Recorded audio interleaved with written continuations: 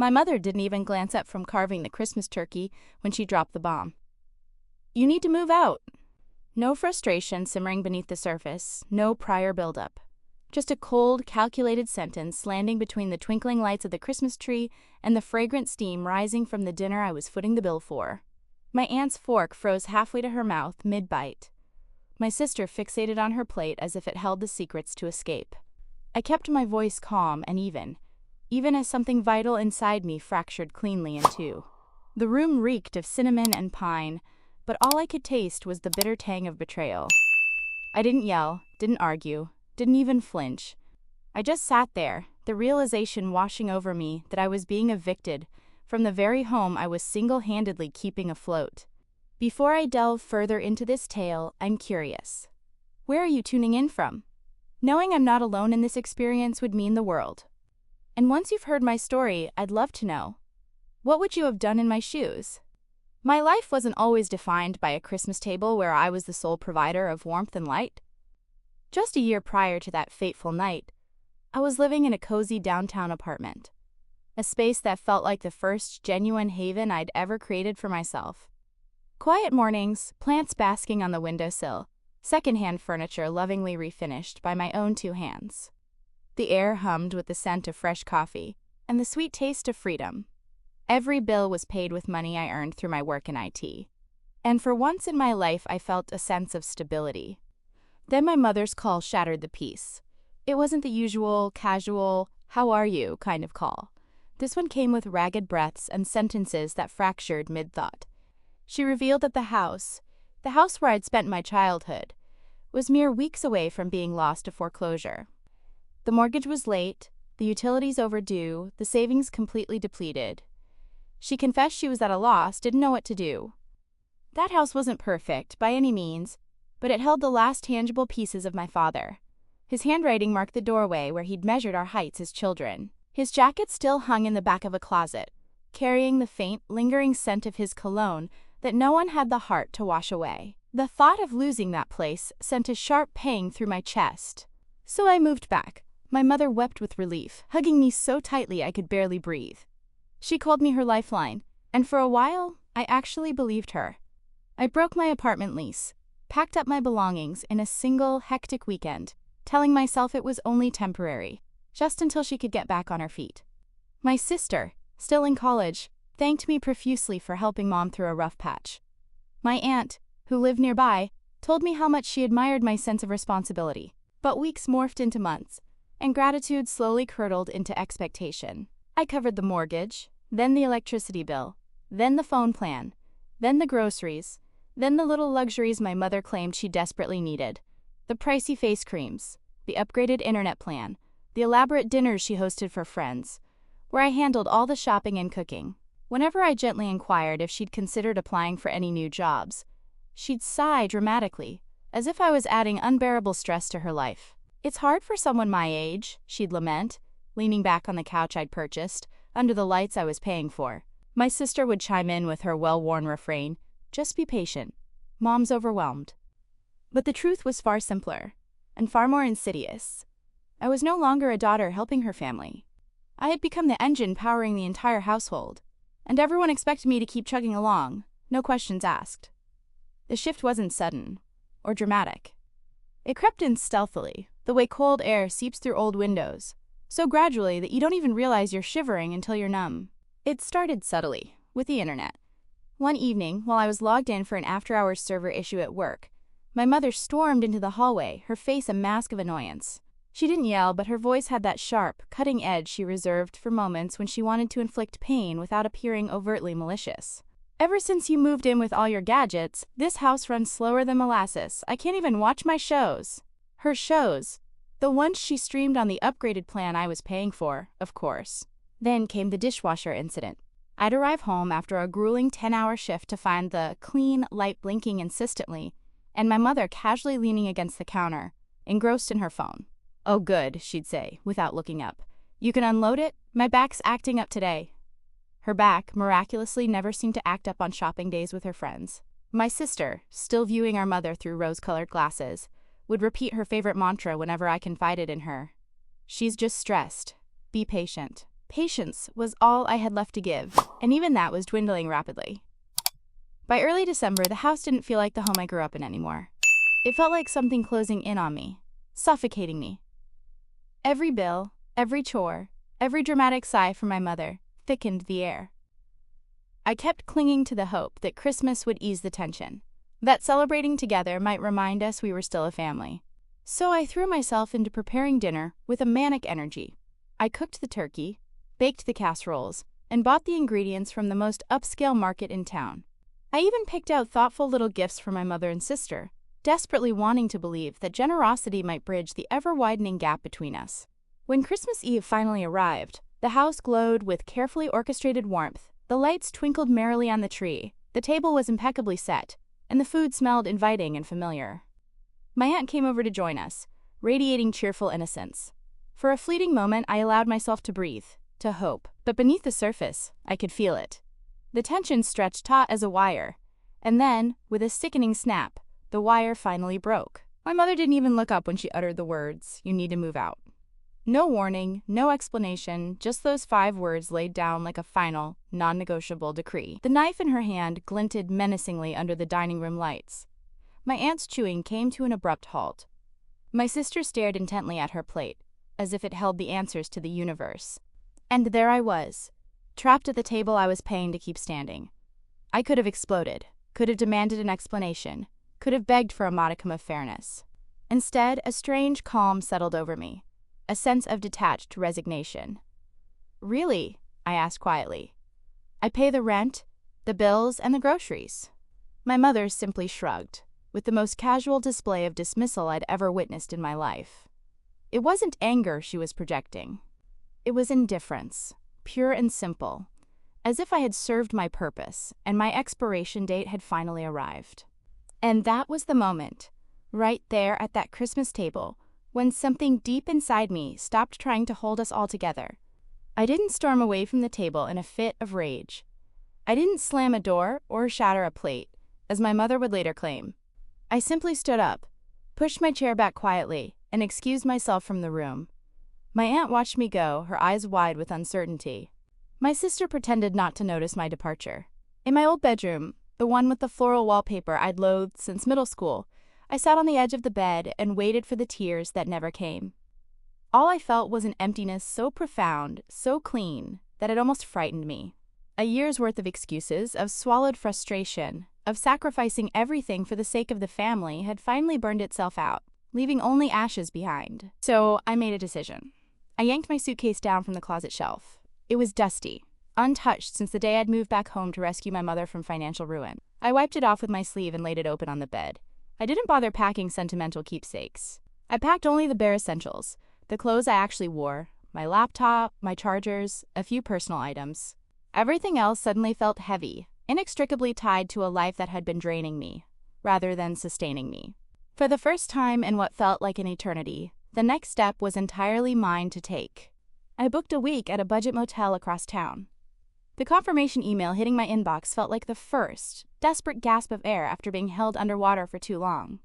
I waited until the house was completely silent, until the wine had lulled my mother into her usual deep sleep, before slipping out into the night. The snow was falling in soft, ethereal waves, the kind that hushed the entire world under the gentle glow of the porch lights. It almost looked peaceful, almost idyllic. I drove away without so much as a backward glance. The motel room was small and smelled faintly of stale carpet, but it was the first space in months where no one sighed audibly at me for simply breathing wrong. I slept for a solid 10 hours. The next morning, I waited, with a mixture of hope and dread, for a message from someone, anyone. My mother, my sister, to acknowledge that I was gone. But my phone remained stubbornly silent. Day 2, day 3, nothing. It wasn't relief I was feeling anymore. It was clarity, sharp and unforgiving. My absence wasn't a crisis to them. It was a convenience. And then, in the middle of scrolling through apartment listings online, my sister finally texted me. "You won't believe what Mom is telling everyone." The lies were almost theatrical in their scope and audacity. According to my mother, I had screamed, broken things, stormed out of the house in a rage, and abandoned her with absolutely no warning and no money. She had already called all the relatives, and they were eagerly rallying to her side. It wasn't enough for her to push me out of the house. She needed to rewrite the entire narrative to cast herself as the victim. Something tightened inside me, not rage, but a steely resolve. If she wanted a story, I'd give them the truth, and I'd let the truth do the work. I no longer had the energy to argue. I didn't immediately fire back at my mother's elaborate lies. I let them simmer, let them grow, let them spread like wildfire until the picture she was painting became so ridiculously exaggerated that even people who thrived on drama started to raise their eyebrows in skepticism. Meanwhile, I remained sequestered in that tiny motel room, surrounded by a quiet that felt both foreign and strangely familiar. I went to work. I continued searching for apartments. I waited for the storm she had created to finally reach me. And it inevitably did. The first sign was a call from my aunt, the one who lived out of state, her voice dripping with judgment. "I heard you threw a tantrum on Christmas," she accused. "Your mother is devastated. How could you walk out on her like that after everything she's done for you, everything she's done for me?" I almost laughed, the sound catching in my throat. But instead of launching into a defensive tirade, I just listened. I let her speak her piece, let her believe the script my mother had so carefully fed her, because I was done arguing behind closed doors. If I uttered a single word in anger, it would be twisted and weaponized against me. If I attempted to defend myself in private, my words would be conveniently ignored. If I confronted my mother directly, she would simply dissolve into tears and manipulate the situation back into her control. There was only one course of action left to me, to drag everything out into the blinding light of day. So that night, bathed in the motel room's dim, unflattering lighting, I opened my laptop and composed a single, carefully worded post. No anger, no name-calling, no emotionally charged language, just the cold, hard facts. A clean, precise timeline of the year. I'd paid every bill, every grocery bill, every single payment that had kept the house from collapsing entirely. I described how Christmas dinner had unfolded, without any shouting, without any dramatic scenes, without any broken dishes. I stated, plainly and simply, that I had left quietly because I had been told to leave. Then I concluded with a single powerful sentence. "I'm safe, and I hope we all find honesty from here forward." I hit post, then I turned off my phone. The next morning, when I powered it back on, the screen nearly lit up the entire motel room. Notifications poured in, texts, messages, comments, missed calls. The truth had cracked my mother's carefully constructed narrative right down the middle. My cousin, normally quiet and reserved, messaged me first. "I'm so sorry. I knew something was off. If you need anything, I'm here for you." Another relative wrote, "Your mother didn't tell us any of this. Are you okay?" My aunt, the one who had scolded me so harshly just 24 hours earlier, backpedaled instantly. "I didn't know the whole story. I'm so sorry, dear. That must have been so difficult for you." My grandmother left a voicemail asking if we could talk, her voice filled with concern. My sister sent a panicked text. "Mom is freaking out. She says you're turning the whole family against her." For the first time in a year, people were truly seeing me. Not the villain my mother had invented, but simply me. In the midst of that chaotic storm, my mother remained conspicuously silent. Not that day, not the next, but a week later, on a gray, overcast afternoon, when I had just moved into my new studio apartment. A bright, airy space with big windows, cheap flooring, and an atmosphere that crackled with the promise of possibility. Someone knocked softly on my door. A soft, deliberate knock. I knew who it was before I even opened it. My mother stood there in the hallway, holding a bakery pie in a plastic container like it was a fragile peace treaty. Her makeup was meticulously applied, her expression carefully arranged into something hovering between sadness and fragile hope. "I heard you moved here," she said with a soft, practiced smile. "Thought I'd stop by. I brought dessert." I stepped outside and closed the door firmly behind me, not rudely, but with an unwavering sense of resolve. This wasn't a visit she had earned the right to make. She lifted the pie slightly. "Aren't you going to invite me in? It's cold out here." I didn't answer her question. Instead, I asked my own. "Did you come to apologize?" Her face flickered for just a moment, like a candle struggling to stay lit in a gust of wind. But instead of humility, indignation quickly rose to the surface. "Well," she said slowly, her voice tinged with resentment, "I don't think Ty need to apologize. We both made mistakes. But that post you made, that was hurtful. You embarrassed me." There it was, the unvarnished truth, Not the emotionally charged kind, but the structural core of who she was as a person. She wasn't sorry for what she had won a case. She was sorry she had been exposed. I took a deep breath. The hallway smelled faintly of someone's cooking, and something metallic emanating from the elevator. It felt grounded, real. "This isn't about embarrassment," I said quietly, my voice firm. "It's about everything you expected me to carry for you. It's about how easily you discarded me when I stopped being useful." My mother blinked, momentarily stunned that I had dared to voice the truth out loud. She opened her mouth, ready to cry, ready to manipulate the situation back into her control, but I didn't give her the chance. "This is my home," I continued, still calm and resolute. "My life, and I'm done being your safety net." Her eyes hardened, the mask of practiced sorrow slipping away to reveal the cold calculation beneath. "So that's it?" she asked, her voice sharp. "After everything I've done for you, you're shutting me out?" The irony almost stung. "After everything did for you," I corrected, emphasizing each word. "You told me to leave. I simply listened." For a long moment, she didn't speak. She just looked at me. Really looked at me. Maybe for the first time in years. She saw someone she couldn't bend to her will anymore.